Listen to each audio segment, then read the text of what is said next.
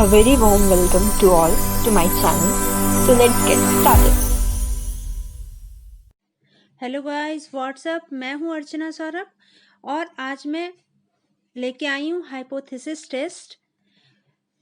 इसमें मैं आपको बताऊंगी कि पैरामेट्रिक और नॉन पैरामेट्रिक दोनों तरह के टेस्ट में कब कब किस तरह के टेस्ट लगते हैं। इसमें बहुत डिफरेंट टाइप के टेस्टेस आएंगे और कब कब हम उसको यूज़ करते हैं और किस में यूज़ करते हैं, इसके बारे में हम इस पर डिटेल से बात करेंगे। साथ ही कुछ निमोनिक्स भी हम यूज़ करेंगे।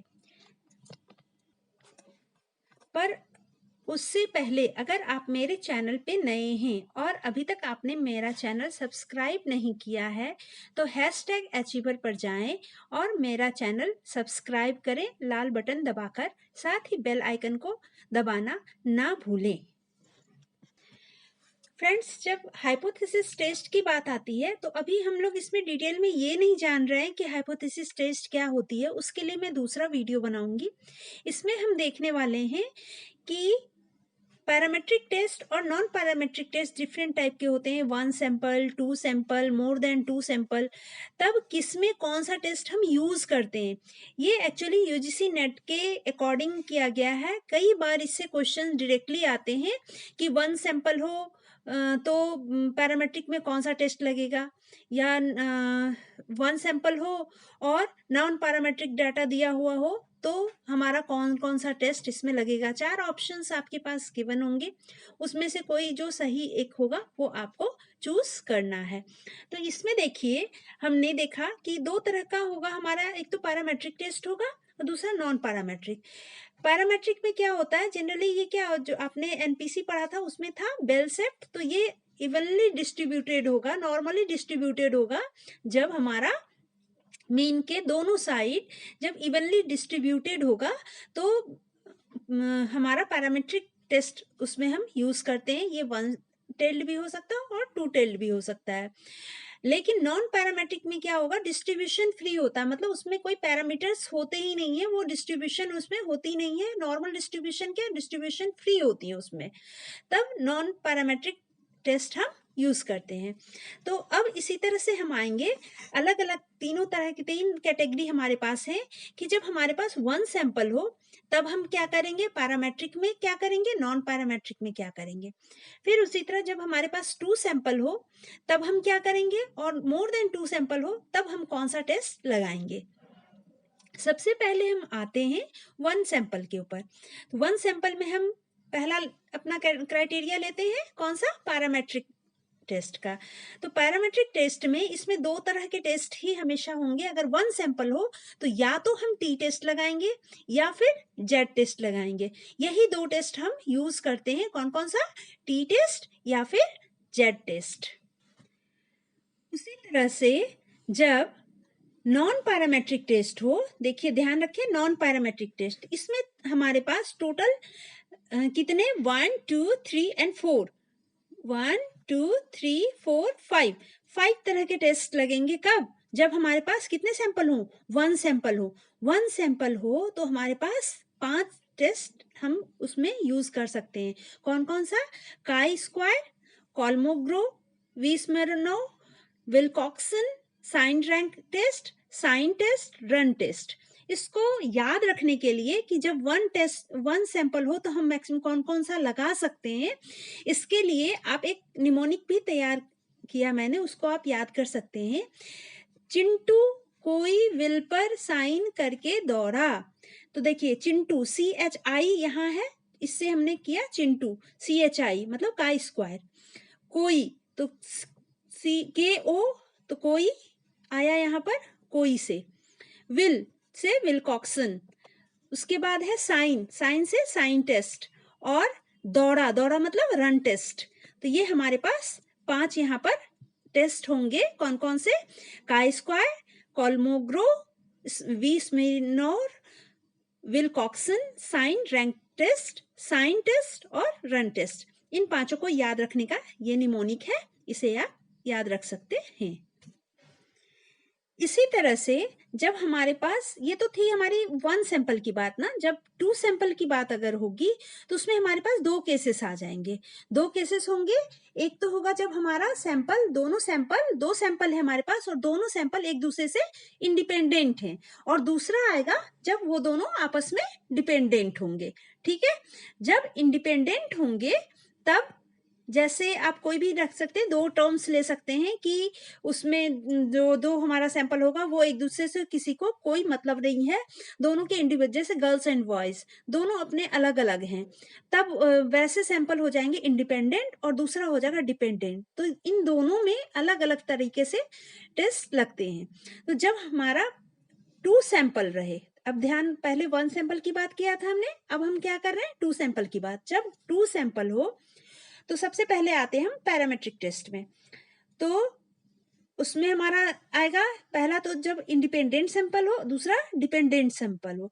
जब इंडिपेंडेंट होगा, इंडिपेंडेंट एक दूसरे से अलग अलग होंगे, तो या तो हम उसमें टू ग्रुप टी टेस्ट लगाएंगे या फिर जेड टेस्ट लगाएंगे, जो हम किस में लगाते थे, हम जिसे वन ग्रुप में लगाते थे, वन सैंपल में लगाते थे, वैसे ही इंडिपेंडेंट सैंपल के लिए टू ग्रुप में भी, टू सैंपल में भी हम वही लगाएंगे, टू ग्रुप टी टेस्ट या फिर जेड टेस्ट लगाएंगे।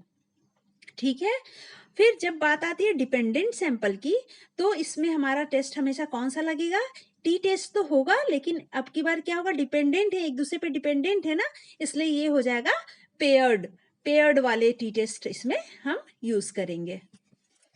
उसी तरह हम आएंगे अपने नॉन पैरामेट्रिक टेस्ट में। हमने पहले कौन सा देखा, पैरामेट्रिक टेस्ट में इंडिपेंडेंट और डिपेंडेंट के लिए हम क्या क्या करते हैं। अब हम देखेंगे कि अगर हमारे पास नॉन पैरामेट्रिक हो और उसमें इंडिपेंडेंट सैंपल हो, जो सैंपल, दो सैंपल हमारे पास हैं, टू सैंपल की बात हम कर रहे हैं, तो दो सैंपल हैं और वो दोनों सैंपल एक दूसरे से कैसे हैं, इंडिपेंडेंट हैं, तब हम उसमें चार तरह के टेस्ट लगा सकते हैं।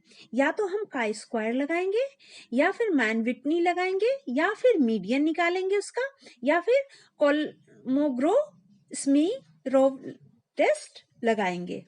इसको याद करने का है, काई CHI, काई से ही हम चिंटू बना लिए, CHINT करके यूज किया, इंग्लिश में स्पेलिंग इसको देखा, MAN मन, तो यहाँ मन में आया, और मे के लिए मीडियन, ME में, कोई KO से कोई, चिंटू मन में कोई गिला शिकवा नहीं रखता।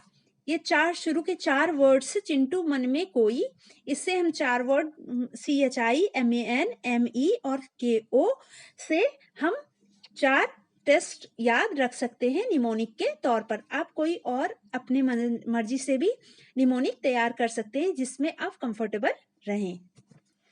अब हम आते हैं अपने डिपेंडेंट सैंपल का, कैसा, जो टू ग्रुप हो, दो सैंपल हो और वो दोनों सैंपल कैसे होंगे, आपस में डिपेंडेंट होंगे, तब हम कौन कौन सा टेस्ट लगाएंगे, कब, किस सिचुएशन में, नॉन पैरामेट्रिक में।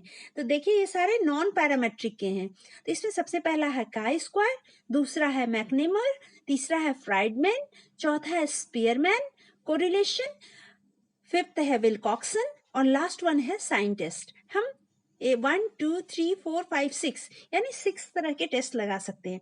इसको याद करने के लिए भी हमने वैसे ही किया है, CHI से हो गया काई स्क्वायर, मैकनेमर को हमने मैकडोनल्ड किया, सबको बहुत पसंद है तो उसी से आप याद रख सकते हैं।